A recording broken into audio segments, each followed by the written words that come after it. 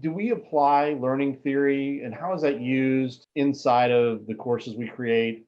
And then I want to get into like some of the needs analysis because I'm assuming that you do a lot of the needs analysis as opposed to the team over in India. You provide that information to them. Correct, correct. And that's mainly because they, work halfway across the world from us. So in order for uh, them to be available, they're gonna, for a 3 o'clock, meeting here in the US, they have to be awake at 2 o'clock in the morning at home. So yeah. Oh, my role in coordinating projects is to I want them to work more of a normal day, a normal schedule. Kind of feel like our schedules, our shifts overlap in the morning, so we've got a couple or 3 hours in the morning where we connect and and get some stuff done. But I take care of a lot of that for them, doing those needs analysis. Meeting with the key stakeholders, product owners to determine exactly what they need and when.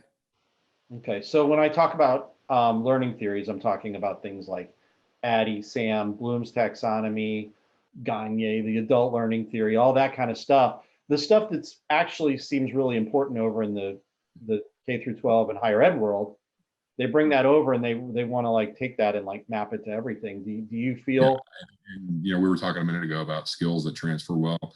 That's exactly why I think a lot of people in the K through 12 can transfer over so easily, because they've got solid, understanding of a lot of those concepts, how people learn, how to present information, why you need to focus on a specific audience, or why you need to be aware of who your audience is when you're creating your content, and why that's important. We were talking a minute ago about doing interviews. The questions about the ADDIE model are a standard part of the interview questions, that I present, because regardless of whether you're doing it like a cascading, type development process, or more of a agile, whether you're waterfall, doing the classic waterfall process, or you're working more of an agile model, those concepts still apply.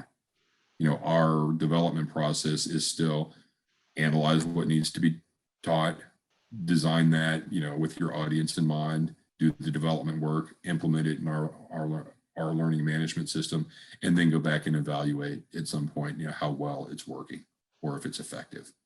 we And just tend to do that really fast? yeah, and with smaller chunks of, so instead of building a course that's 2 hours long, now we're building what we call micro learning that is 2 or 3 minutes long.